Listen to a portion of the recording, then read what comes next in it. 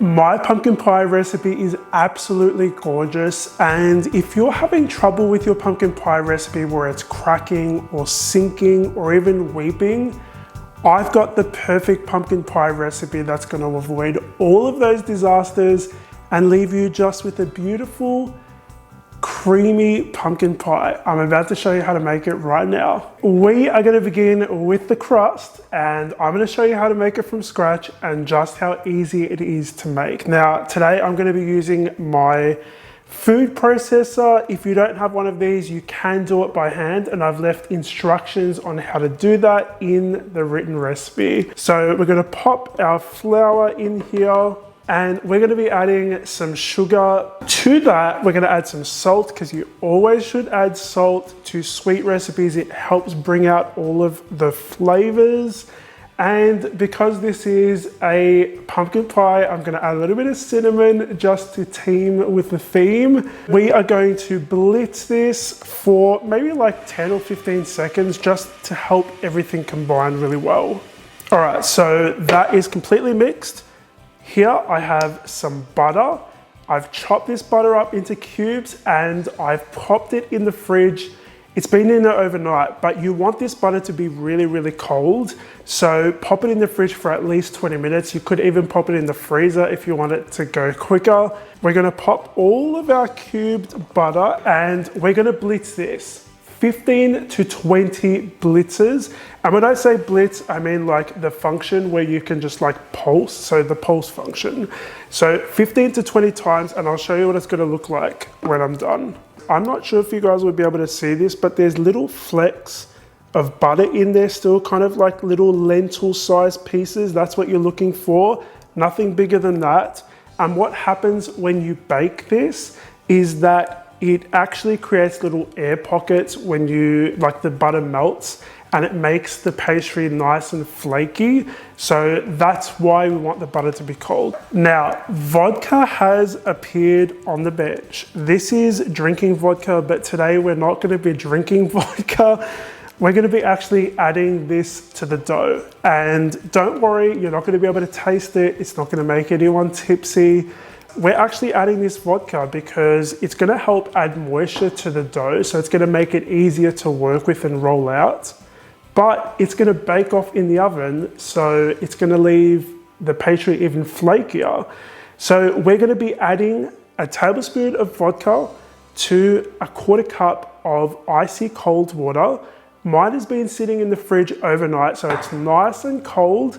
But if you don't have cold water in the fridge, you can just add some ice to the water, twirl it around, get it nice and cold. Then we're gonna mix it with the vodka, and we're gonna pour this into the mixer while we're blitzing it another 5 or 6 times until you see small clumps of dough forming. This is ready, guys. This is ready.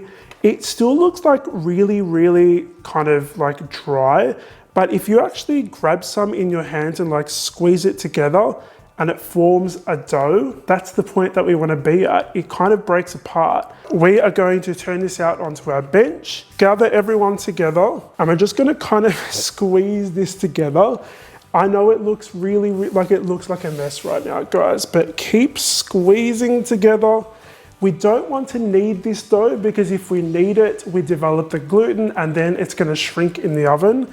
I've got an example to show you what that looks like. It doesn't look great. You don't want your pie crust kind of shrinking in the oven. Now, I should mention that this dough is enough for 2 pie crusts, or 1 pie shell and then the top of a pie, so like an apple pie. We are going to wrap this up. Now, like I said, we only need half of this for the dough. So I am going to use a bench scraper. You guys can use a knife. We're just going to cut this in half. I don't know if you guys can see this on camera, but there's like these little pockets of butter in here. That's what's going to help us get that nice flaky texture. You want to pop it on like one side of your plastic wrap, because what we're going to do is we're going to cover the top with the plastic wrap, and we're just going to kind of give this a head start. So form it into a disc. This is going to go in the fridge for 1 hour. 1 hour to give it enough time for everyone to get to know each other, for the flour to get to know the water and the vodka. They're going to have a little bit of a party in the fridge. we're gonna come back and we're gonna roll it out. So this has been in the fridge overnight. Ideally, you want it to be in there for at least an hour. We just wanna add some flour on our bench, kind of spread it around so that it stops the dough from sticking to the bench. It just makes it much easier to work with. Just roll your rolling pin around in that flour just so that the dough doesn't stick to the rolling pin as well. It's not super easy to roll out right now. You want to kind of let this sit on your bench for about 5 minutes just to kind of defrost a little bit. But I'm just going to try and start rolling out now. What you'll be able to see here is that there are some cracks forming around the sides of the dough. You just want to pinch those together as you see them forming, just to make sure that the edges of your beautiful dough disc or what you're rolling out kind of stays nice and together and round and uniform. We want this to be about 12 inches in diameter because the pie glass dish that we're using today is going to be 9 inches in diameter, so at least 12 inches so that you've got room for the sides and a little bit of overhang. We're basically going to be lifting this up on top of our pie dish. And now, what's really important, guys, is that you don't stretch the dough when you're kind of putting it on the sides, because again, we don't want it shrinking in the oven. Nobody likes a shrunk looking pie crust.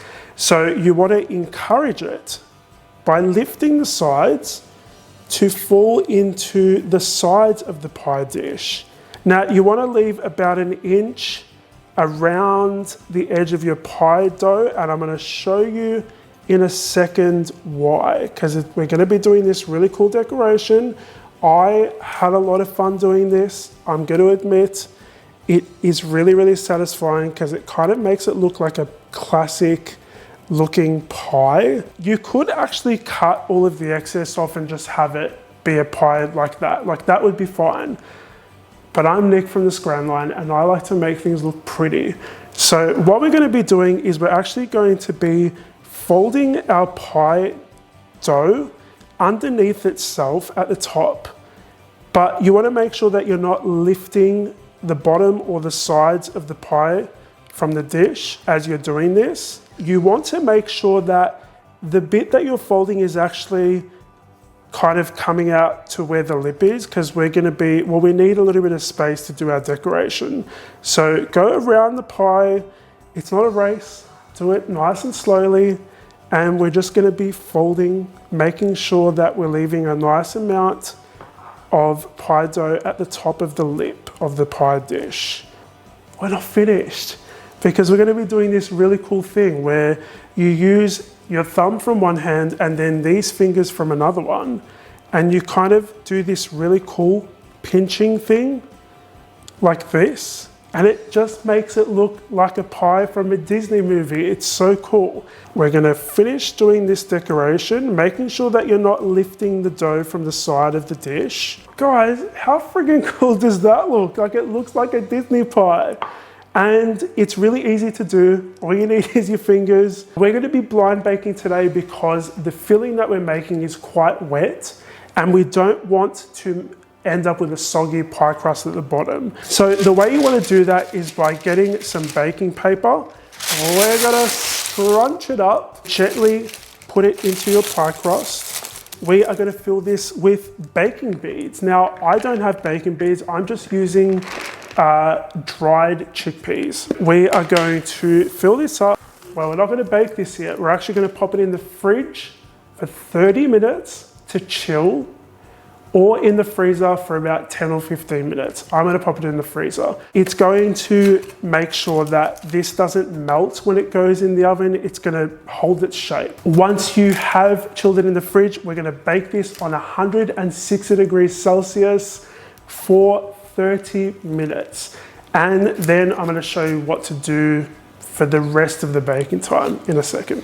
Now that our pie has been baking for 30 minutes in the oven, it's nice and golden. The next thing we're going to be doing is gathering this paper up, kind of like this, and then slowly lifting it out of the pie without any of the beads falling. I spilled a couple, but we're good.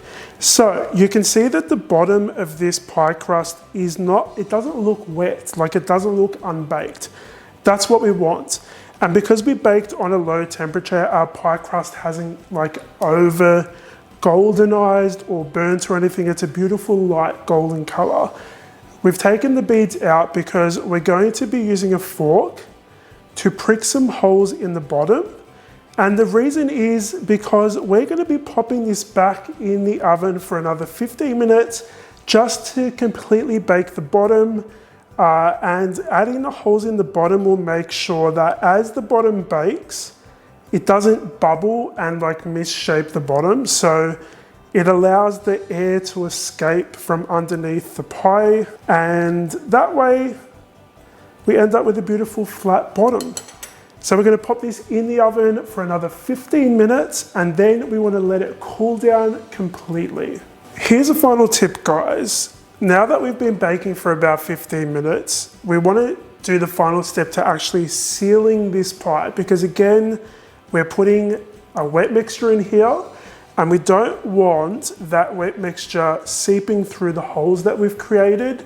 So we're actually going to be using an egg, specifically the egg whites. And we're going to pop those egg whites into a bowl.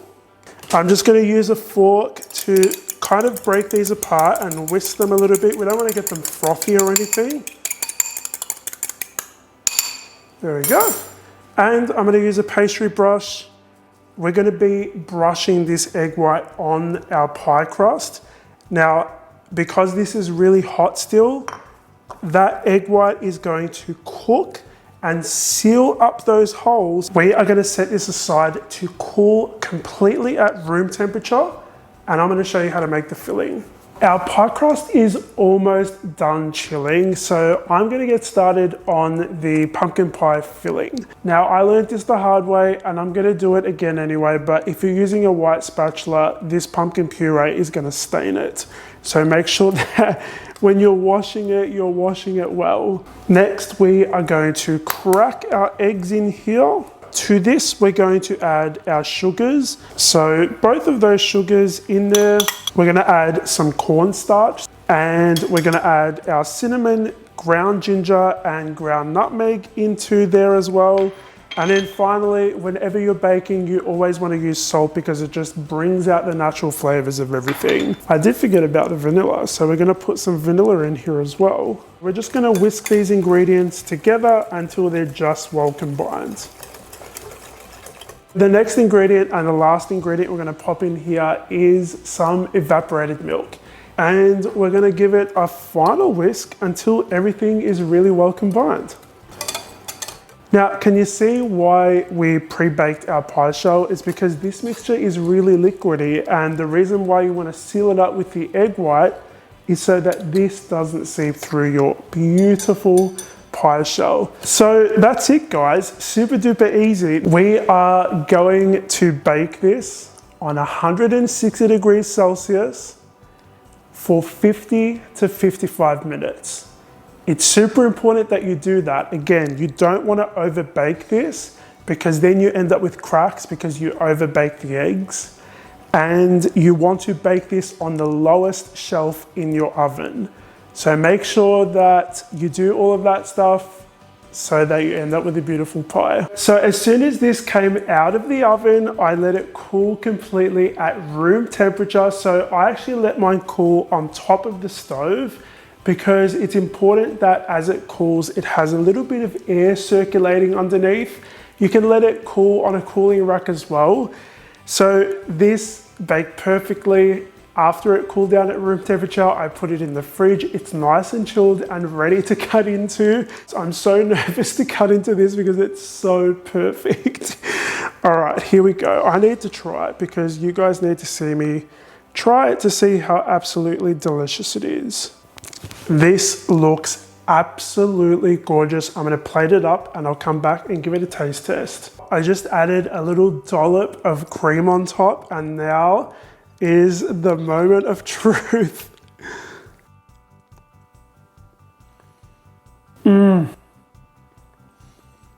That is so delicious. There's so many different flavors happening and it's so smooth and it's kind of melt in your mouth. This is so yum.